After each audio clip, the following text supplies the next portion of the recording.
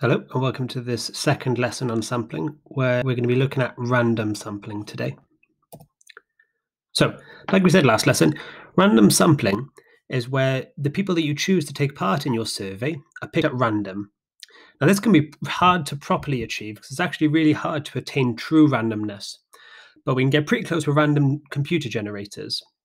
Now, to achieve true randomness, even blindly throwing a dart at a list of names may not achieve randomness, because if you knew the type of person throwing the dart, if you knew all the starting information about when they threw the dart, even as soon as they let go of that dart, you're able to predict where that dart's going to land. So that's not truly random. The definition of a random sample is one where everyone has an equal chance of being chosen. So of a random group of people, everyone contained in that population, they all have an equal chance of being chosen. Okay? So we have a few ways to achieve randomness.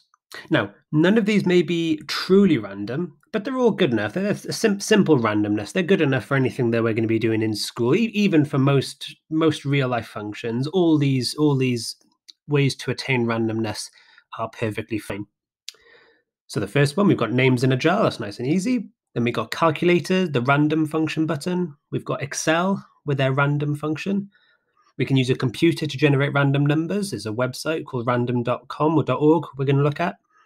And also we can use things like using the digits of pi. So we're going to look at all of these things and how we can use these to achieve random numbers. So, example, names in a jar. Say we had 100 pupils in a year group, and I wanted to select a random sample of 10 pupils. If I was to do the names in a jar technique, I would write all the pupils' names on a bit of paper, like so. So just put people's names in a bit of paper. So you could label them 1 to 100 if you wanted. Say you didn't want to write people's names, you can give people a number. So you put them alphabetical order, anything like that. And then just as the method hints at, you would then get a jar. Just smash out a quick jar here. And you'd put all the names in the jar. And then to take out of the jar, you'd blindfold someone, or you'd shuffle up the names in the jar, you'd blindfold someone so they really can't see what's going on. And then out of the jar, you would take 10 random names. And those names you would take to be your random sample. Okay, and that's pretty fair because you can't see what's going in the jar. You know all the names are in the jar, but you can't see what names you're picking out, and there's no way to really influence. You can't feel people's names on bits of paper. So this is a way of achieving simple randomness. It's pretty fair. There's no way to really cheat this as long as you've properly blindfolded them and all the names are in the jar. So that's one way of achieving randomness.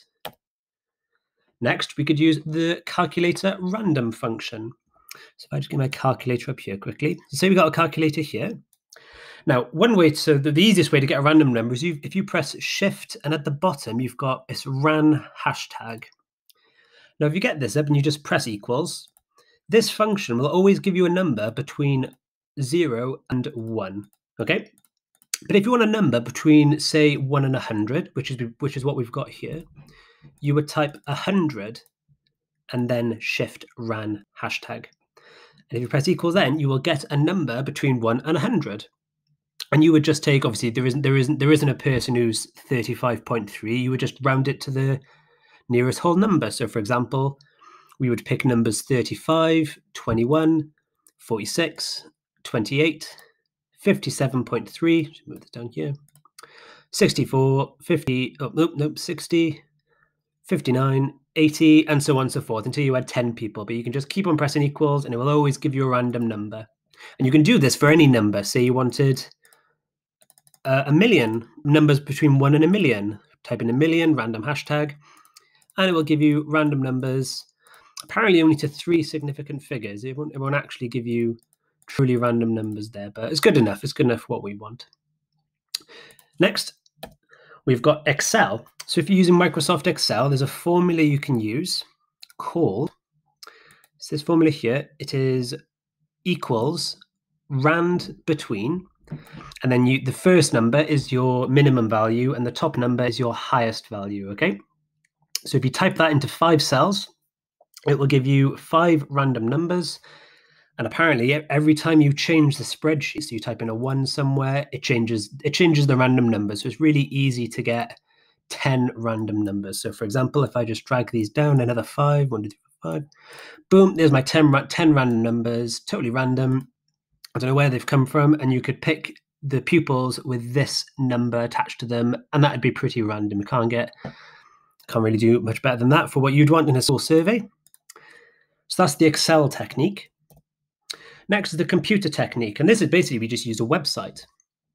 So I've got a website here called random.org. And this one is actually really interesting. It's truly random. If you read the little bit of spiel down here they've got, it just says that the randomness of these numbers come from atmospheric noise. So literally they're just reading the radio waves and all sorts of various things that are happening that we can't see, radio waves, frequencies, stuff like that. They are using those to generate random numbers. So there's really no way you could predict what the next number is going to be with this. And then just to use the function, it's simple as, it's just the true random number generator. You enter a number, the minimum, the maximum value, and then you hit generate. And it will just keep on pumping out random numbers between 1 and 100. And these computer-generated ones are the most powerful because they can really select from totally random sources, such as atmospheric background noise, which is incredible. Okay, so that's a computer method. And then the last one is we could use the digits of pi. Now this one might seem a bit tricky, bit out of the ordinary, but if we were to get a list of the numbers of pi, so here I have got here, I just Googled 1 million digits of pi, and then if we just pick a apparently random part of this of these numbers here, so I'm just going to pick these random numbers here. I'm just going to copy them. And if I just paste them into my PowerPoint, so these are the numbers here now. So just randomly picked out of the numbers of pi, because pi it's an irrational number. There's no way we can't explain it as a fraction because the numbers just change all the time. So here's a random selection of the numbers of pi. And all we're going to do, we're just going to pick out let's change my pen to red, sorry. We're just going to pick out 2-digit numbers.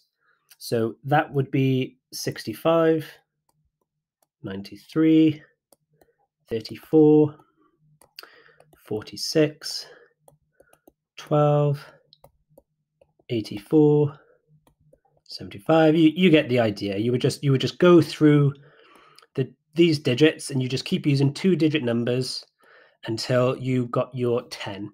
But with this method, it's really important to check you haven't got any double values. I don't think there's any in here. We've got some close ones. We've got 65 and 64. We've got 34 and 33.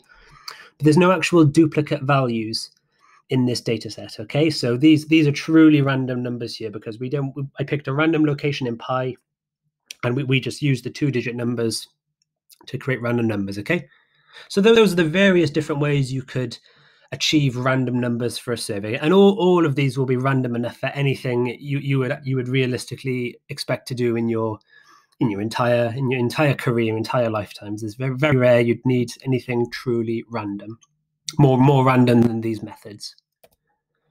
So checking question now. There's not really much to test you on here, so I've just got 2 questions for you. One of them is, what is the definition of a random sample? And the second one is, if there was a bag containing 400 balls, 300 are green, 100 are blue. If I was to pick out 100 balls at random, how many of those balls would you expect to be blue? Okay, so pause the video and have a go at those 2 questions. Okay, so the definition of a random sample, so the key phrase you want here, is change this to red, is that everyone has an equal chance of being selected. Okay, so that's the key word they want. It's equal. Everyone has an equal chance of being selected. Okay, so the key word there is selected. Okay, and the question down here, if there was a bag containing 400 balls, 300 green, 100 are blue, if I was to pick out 100 balls at random, how many of those balls would you expect to be blue? Well, if we think of it this way, if the number of blue balls in this bag, so there is 100 of these balls out of 400 equal blue. Okay, so we know we've got 100 balls in this bag that are blue. Therefore, we can say 100 over 400. Or we can simplify this fraction to 1 over 4. So we can say there's a 1 in 4 chance, of a ball being blue. 1 over blue. Therefore, we would do a quarter times 100, because we've picked out 100 balls, and we know that if we were to pick them out randomly, we know that a quarter of them should be blue. So a quarter times 100 would just be 25. So we would expect there to be 25 balls that would be blue if we picked them out of a bag at random. Okay?